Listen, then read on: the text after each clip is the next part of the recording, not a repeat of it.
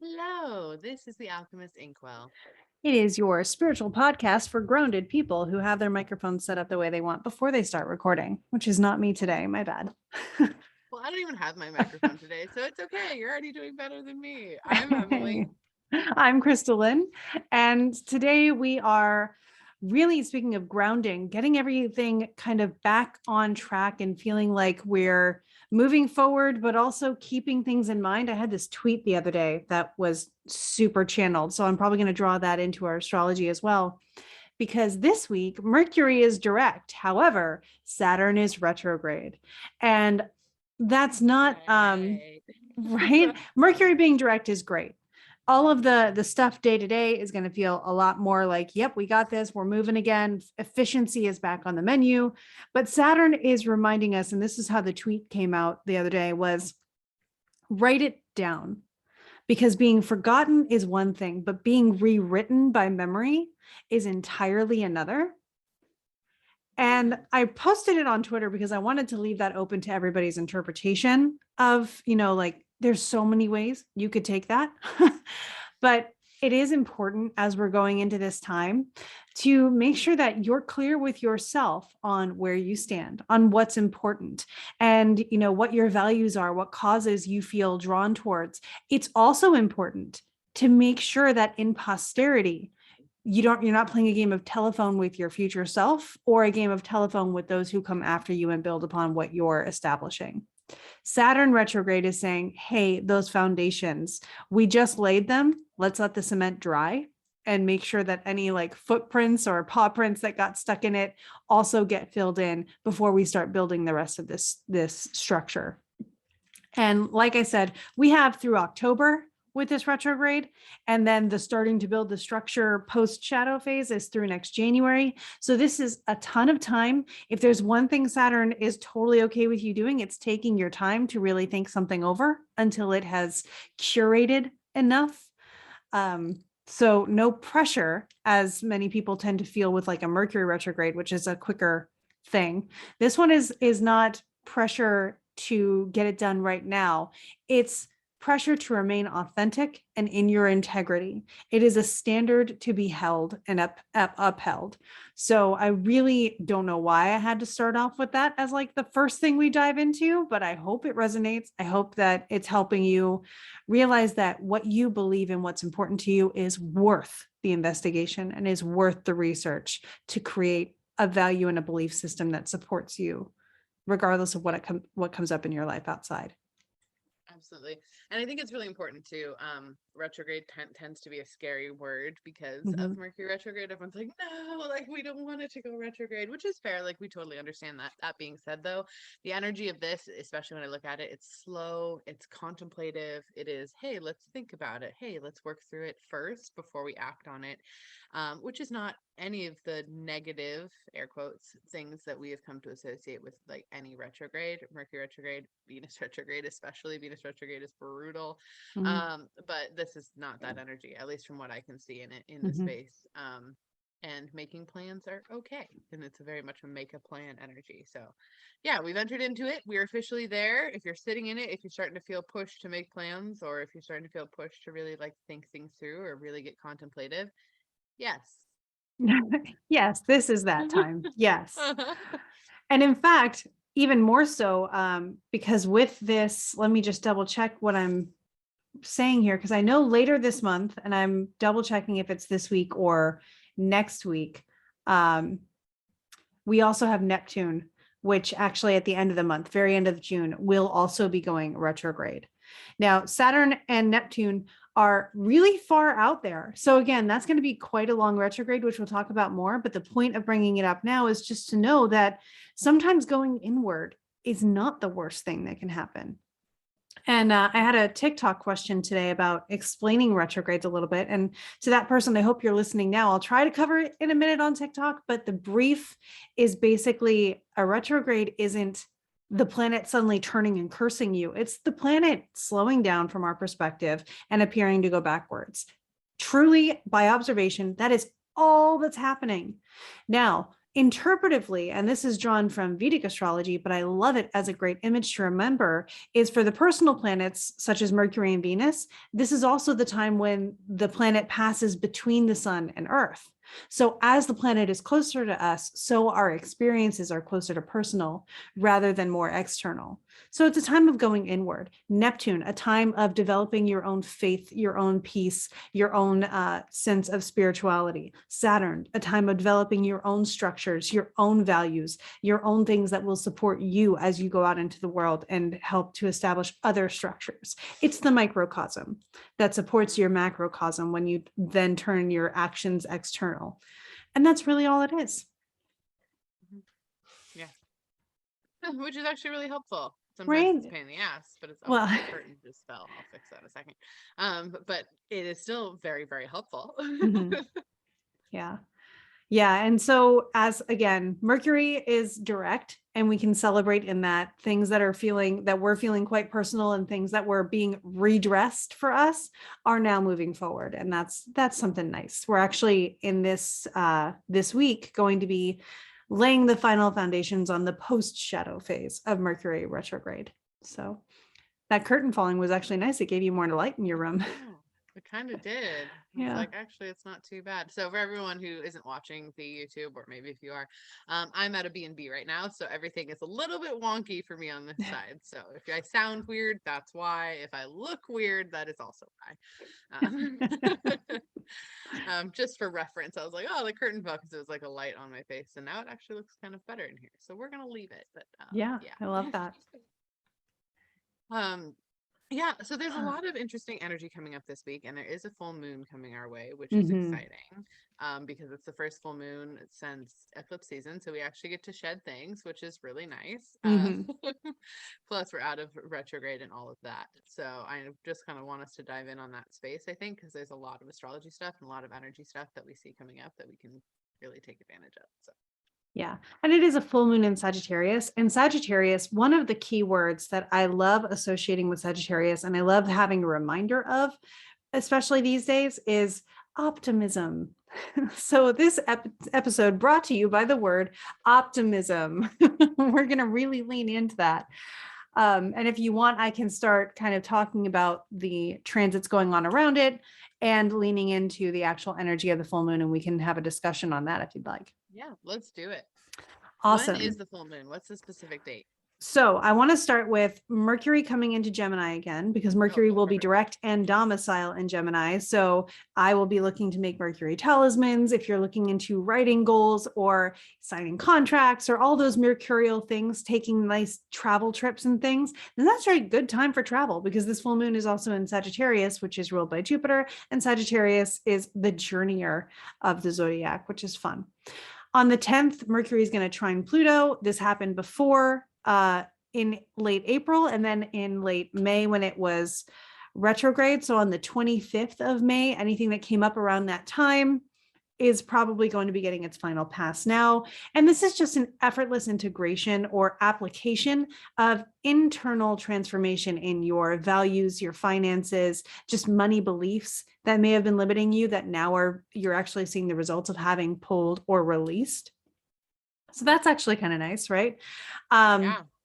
And then on the 11th, it's interesting that go ahead. It's interesting that when we get a transit like that, because it's kind of rare where they deal specifically with money in those ways. That comes from the fact that it's taking place with earth signs, Pluto being in Capricorn and Mercury in particular being in Taurus.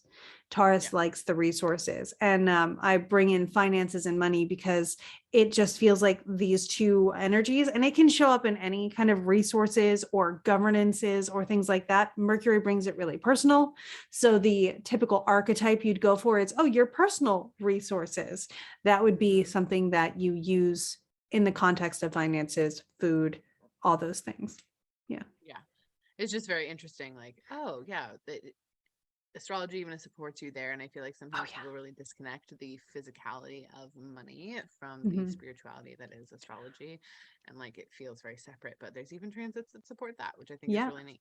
Yeah, especially with Pluto saying, hey, like let's separate the meaning from this for a second and let it just be the energy that it is, which is a great way of working on your understanding of money energetically being, as you point out all the time, and I totally agree with, a form of trust and an indicator of where you place value. And so having that higher transpersonal perspective of Pluto retrograde, making this more about the meaning of it rather than the tangible, fungible tokens. I think that that's really helpful. Yeah, absolutely. Yeah. This is your reminder, money and trust, the energy is the same when I look at it. Money is just trust made tangible in this lifetime. So if you're working on trust blocks, then you're probably going to see some financial shifting happening and things getting better for you in those finance spaces, as well as if you just are working on money blocks around this transit. So plug that in there because they always go hand in hand. Absolutely. Where we put money in the house system is usually in the second house. And it's also the same place that you would put any other resources, whether they're tangible or intangible, that support your immediate livelihood. And so money's just one of those. And it's exactly that. And it's the same. And it's fun fact, side note, if you think about the way money and food work, they really do work the same. It's about intake versus outtake and output and volume of creating a sense of balance and health. And it's just this really great thing. When I started learning and understanding nutrition, I was like, oh, it's like a bank account. And that made everything click because I realized that they were kind of parallels of each other. And speaking of Taurus and Venus and all of those things, on the 11th, Venus will conjoin Uranus and Taurus. So this is I've been calling it like a lifestyle audit. And again, a couple days before, a couple days after, you'll probably start feeling this. You may already be seeing indicators of it in your life, but Uranus can be surprising, or I'm putting it in sort of an HGTV context on my skits where it's a renovation. It's updating the decoration. The last time they conjoined turns out to be April 2021. And so things that happened around then may be rhyming now, spiraling upwards, building upon what came before. And this can be in your relationships, finances, valuables, resources, livelihood, your aesthetic, just the things that make you feel comforted, supported, indulgent. There may be surprises in how those show up for you now. And you're focusing on the future, which is another thing that Uranus kind of likes. It's how can we make this feel fresh and new? And how can we be thinking far ahead? And so Uranus is saying, hey, who do we want to be next year? And how can we start living like we have that now so that when next year gets here, we've got it made. And I really like that as sort of like the whole manifesting technique being embodied in this aspect going on. I like that too. That's really awesome. Yeah, right before the full moon. What was happening in April last year, which feels like 7 years ago for no reason. It just feels so far away. It just feels a long time. Yeah. One interesting thing, I was on a trip April of last year, and I'm going on a very similar trip this year, right around the same transit. So that's pretty interesting.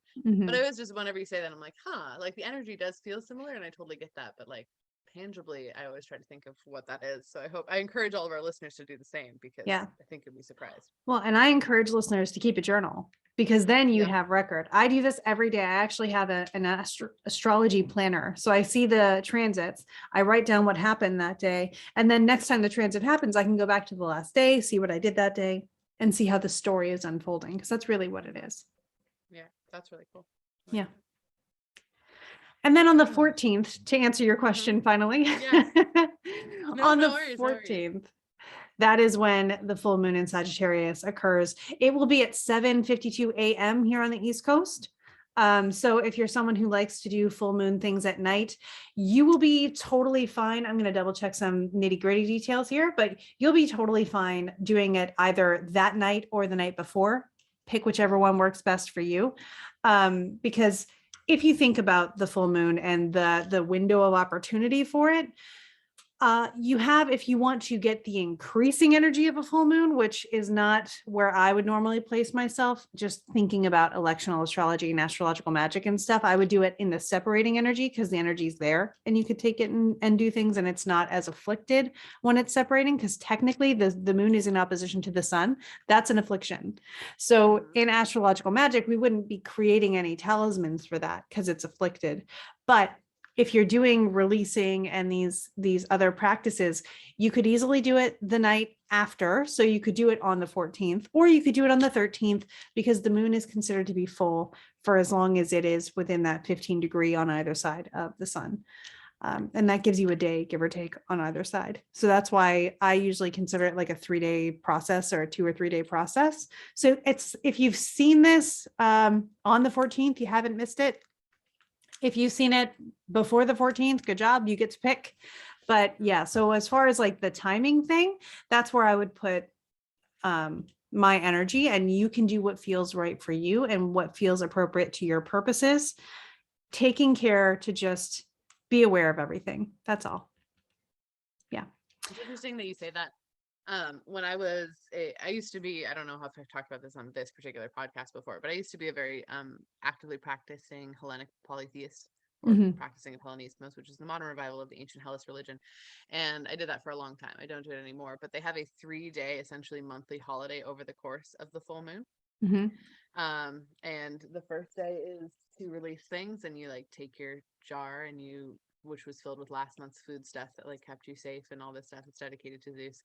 And you like dump that out and you clean it out, and there's a bunch of ritual stuff you do there. And then the next day you like refill it, basically, once it's been sat for a little while empty, you refill it with like new stuff to keep you safe for the next month. And then the last day is like dedicated to like the household spirits. So then you like spend that last day like talking and making sure your house is okay. But I always think it's interesting when you talk about like the different interesting parallels that come up. Yeah. And yeah, so with a full moon, it always, whenever people really get intense about the direct, like, when is it exact? I'm always like, it doesn't really matter. Like, the energy is so expansive. It's very rare where it's like, you need this full moon exact to do XYZ thing.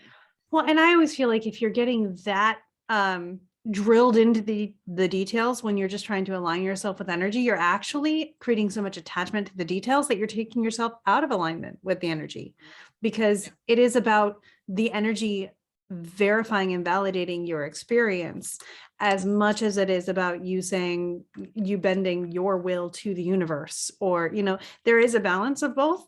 And I think that the idea of being seated at the table with divine energy and creative energy is much more appealing than having to lower yourself beneath that creative energy, God, source, the universe, however it is. And there's a lot of faiths that do practice in that context as well. Fully agree. Yeah. Awesome. So talk more about the moon itself. What's its energy? Because it feels weird. I'm not gonna lie. Okay, so what you may be feeling is, because it's so funny, after 2020, I'm always like, this looks kind of good, but am I missing something? Because you remember when I explained 2020, I was like, oh, it's just going to be a big sneeze. We're building up to it. We get the itch in our nose, we sneeze, and then we recover from the sneeze, whatever. And a lot of astrologers learned a lesson from that, to not take astrology lightly, and and if something looks big, to say, hey, this could be big, or it could be this. Like, there's a spectrum to how we might experience this. So this one obviously is just a full moon. It's not as big as a Saturn-Pluto conjunction in Capricorn, but we do have the moon in Sagittarius in a T-square with the sun and with Neptune. And so what this is saying, the sun is opposing the moon, and then Neptune is at the corner, kind of looking at both of them, creating this cross purpose and this area of, I'm going to call it intention. So it calls your attention to it. And the whole idea of Sagittarius is expanse and broadening of your mind. And Neptune actually kind of agrees with that. So it's ignoring the minutia for a grander vision. We lately, and I say this for me personally and for an experience that I've perceived in the collective, maybe you've personally experienced this too. However, there seems to be a picking something and sticking to it, and then tunnel visioning on it, that the context gets lost and the message is lost, and then the connection from one human soul to another is lost, and it just creates bogged down energy. In this full moon, we have this T-square saying, hey, try to just open your mind a little bit. If something comes up, look at a big picture. We've lost sight of big pictures in a lot of ways. So this is kind of creating problems where we have to look at big pictures. And the sun is currently in Gemini, so talking about it might help. Writing about it might help. We're also still looking at the ruler of the lunation being in Sagittarius. That means that Jupiter is the ruler of the lunation. Jupiter is in Aries. And still having that go big or go home kind of, I'm going to ride this grocery cart off of a ramp feeling. And it's still quite close to Mars, who is instigating that for sure. If you remember, Emily, your interpretation of the conjunction between Mars and Jupiter, I thought it was really well stated with the divine rage. For me, it was the go big or go home. I'm going to do something. I'm going to try to remember to think about the consequences, but it's a leap before you look. Or Rick Levine, who has a lot of Aries placements, likes to explain Aries energy as ready, fire, aim. Think about that in a joking context as much as in any context that comes up for you, and see how that meaning influences what you feel driven to do. But that overambitious, optimistic, shirking the consequences, I'll ask forgiveness rather than permission kind of energy. So we have that happening in Aries, and it's been happening, but now it's the energy that's ruling this full moon as well. So when you're thinking about releasing, we're releasing inhibitions, we're releasing fixation on minutia, we're getting a bigger picture, and we're learning to draw in. And if you're going to be ambitious about something, be ambitious about optimism. Be driven to be optimistic. Go for or go home, finding the positive that you can put your energy into, and remove your energy from the things that are not. Put your energy into what is expansive. If it is something that makes your world feel smaller or makes your heart feel smaller, take your energy out of that and put it instead on what you want to see more of. That's my biggest thing, because we also have Mars and Aries at this point conjunct Chiron. Now, you've probably heard me mention Chiron a little bit. It's the wounded healer is a nice archetype for it, but Chiron trained the heroes. Think about that, right? Chiron is the centaur in Greek lore and mythology that trained all of the heroes. And also, centaurs came back into other things that I learned a lot of fascinating things about last week. But the fact that Chiron not only is the wounded healer, but trained the heroes, because you learn best from example. You learn best of the people you're helping by knowing what they're going through and knowing them and being able to speak to them on that personal level. So there's the possibility. Sacrificed himself to save Prometheus, which is like a whole other level too. Well, also led to Hercules' downfall was another. I think it was Nessus, was a centaur that led to Hercules actually having Hercules' downfall. But so you can see how heroes rising or falling, waning or waxing, definitely were involved with these centaur characters in the stories. And now we have Aries and Mars, ultimately someone who wants to be a hero, right? Coming to Chiron. Now, your choice is, am I coming to Chiron for healing, or am I coming to be trained as a hero? And what does hero look like? Because there is the possibility with Mars conjunct Chiron to feel defensive, which can lead to an aggressive feeling. Or you can feel defensive and you can take that Neptune and say, hey, I can see a higher meaning in this. You can take that Sagittarius and say, hey, I can broaden my experience with this. And then you can turn that into something that becomes a superpower, like a training montage. And you can do something with it that actually benefits the world and yourself on a personal level, because you shouldn't sacrifice yourself to heal others. It's taking the things you know in order to share it with others. Additionally, we do have, again, a retrograde Saturn offering that sextile with this lunation. Mercury is back in Gemini and Venus is conjunct Uranus, as we talked about. But Saturn is another one that's saying, hey, turn this inward. Don't forget what we've built. Don't forget where you've come from. Don't let your ambition rewrite the narrative that you're building upon. And I think that that's really helpful. So the general interpretation after all of that is, this is a time of acting before thinking of others and possibly going a bit too far. But since you're listening to this, I don't think you have to worry about that as much because you've heard it now. So you have this foreknowledge. If you're going to release the fixation on the small things, release the powerlessness, and release the need to harm yourself or, wound yourself in order to be good enough to help others. Mm-hmm. You can be a hero in training or even at the culmination of your training rather than someone who is wounded or does the wounding. Mm-hmm. And there is this lovely distinction between the two. So the affirmation is, because I think this is the biggest fear that comes up that prevents us for that.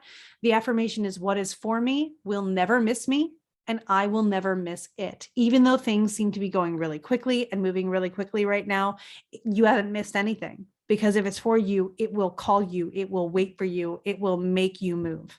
I've seen it happen over and over and over again. And I know that it will happen for anybody who's listening to this as well. So this is a time to dream big, think through all the steps, plan your course to success, and visualize the best outcome where it's a win-win for everybody involved. Mm-hmm. I fully agree with all of that energy when I look at it too. It feels just perfect and dead on. It also feels very divinely timed. Of course it is, for the things that we are going to be asked to step up to the plate to over summer.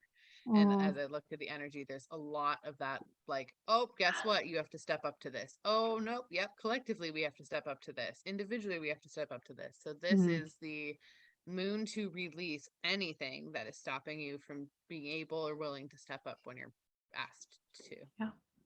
Yeah. Sneak preview to the summer solstice interpretation. We're really learning to discern where we give our energy and what we say yes to. Yeah. And that's not surprising. Yeah. Mm-hmm. Yep, absolutely. So start a little mini reassess of what you're doing in your life and what you would like to be doing and what things need to go and what things need to stay and what things are fulfilling and what things are draining and what things you're doing for other people's benefit and what things you're doing for your own and those kind of things, because that is really what it's looking like. Yep. And it's a great idea when all else fails, if you feel super stuck, what is feeling the most fun right now? Because fun in its truest, purest sense doesn't hurt anybody else. And it also helps you find your alignment, because if it's fun for you, then it's something you're here to be good at or to do, or all of those things. So allowing yourself to have fun will shake off some of the dour energies that come along with just looking at the world and asking, holy crap, what do we do with this? You'll find more solutions, more answers, probably closer to you than you thought. And you can start doing that and making massive impacts on smaller scales that ripple outward. You don't have to save the whole world all at once in one fell swoop. You have us here to help you. We also want to be saving the world. Don't worry. And we are taking our own advice just as much as we're trying to give it out. If I had to count how many times talking on this podcast, it is literally us just being like, this is what we think that you should do, Krista, or this is what I think you should do, Emily. And we're just like, okay. And like changing notes, like we do the exact same thing that we're recommending to you guys, because it is genuinely us channeling for ourselves too. So yeah, like sometimes you'll catch us looking at each other on the recording and you'll be able to point out, oh, they were channeling that for each other, but it's also for everybody. So yes. Yeah, but there's a lot of really interesting energy. It does feel a little bit like we're still healing almost from Mercury retrograde. Like when I feel that energy space, it does feel a lot of like, okay, we're still navigating through that. So if you're still feeling like you're picking up the pieces of the things that got cracked and broken during retrograde, yep, just gonna say that again. Yes, absolutely, you are. You're helping to, you're connecting back again. You're still navigating misunderstandings. You're coming to new conclusions based on things that happened over retrograde. So just know that because we're still in the shadow phase, and also just the energy of collective in general, like that's a lot of things you're going to be doing still this week. Yep. And don't beat yourself up for any cracks. There's this great poem that was shared by one of my favorite teachers recently. I'm trying to see if I can look it up so I can tell you who wrote it, but it's something along the lines of like, don't be afraid of the cracks. That's how the light gets in. And I was just like, oh, that if ever I've heard something that gives you the permission to have your crack, your to allow that crack in you to be there, to allow those imperfections to be your perfections. I think that that's definitely one of them. It's the poem Embrace Your Essence by Leonard Cohen. There is a crack in everything. That's how the light gets in. It was part of a talk from Kelly Surtees at NORWAC, and I thought it was beautiful. So definitely wanted to share that with everybody. That's really, I appreciate that a lot.